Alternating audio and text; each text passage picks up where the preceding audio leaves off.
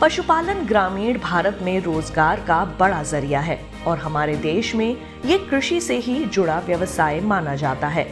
2019 में हुई 20वीं पशुगणना के अनुसार हमारे देश में पशुधन की कुल आबादी 53 करोड़ से भी ऊपर है। इनमें गो जातीय पशुओं की संख्या 30 करोड़ से ज्यादा आंकी गई है। गो जातीय पशुओं में मवेशी यानी गाय बैल, भैंस, मिथुन और याक आते हैं। भारत में करीब 20 करोड़ मवेशी यानी गाय बैल हैं।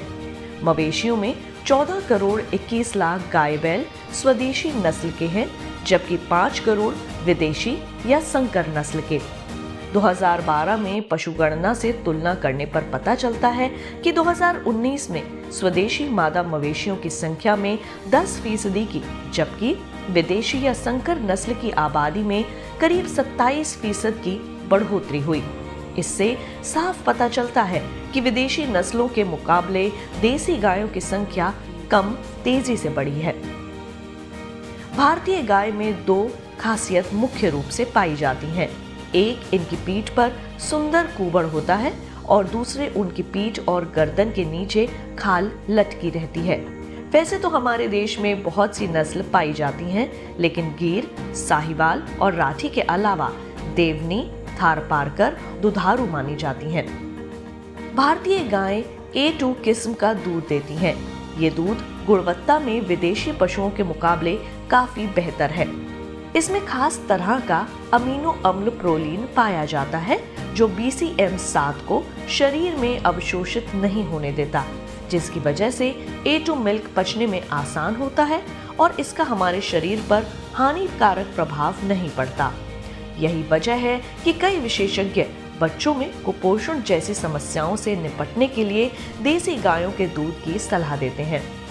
दूसरी ओर पिछले कुछ सालों में देखा गया है कि किसानों के बीच विदेशी नस्ल के मवेशियों को पालने की आदत बढ़ी है, लेकिन विशेषज्ञों का कहना है कि देसी नस्ल की गाय मजबूत और लचीली होती है और अपने संबंधित प्रजनन पथ की जलवायु और पर्यावरण के अनुकूल भी।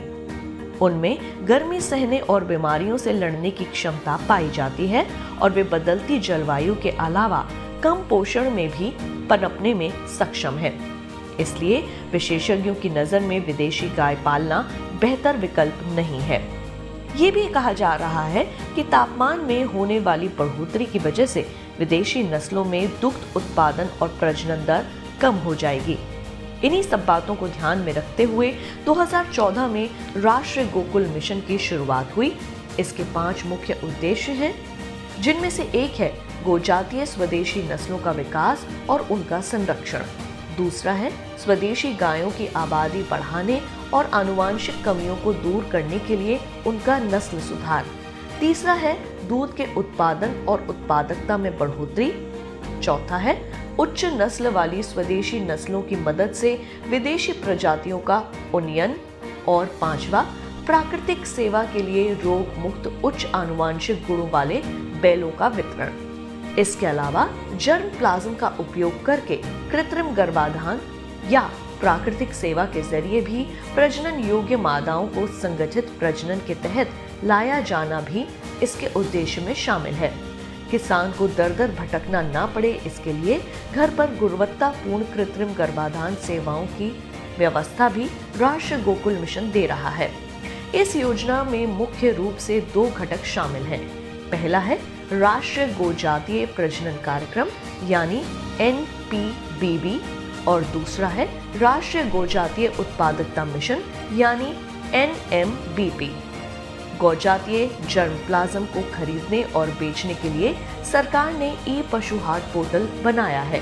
किसान घर बैठे प्रजनकों से संपर्क करके जर्मप्लाज्म खरीद सकते हैं।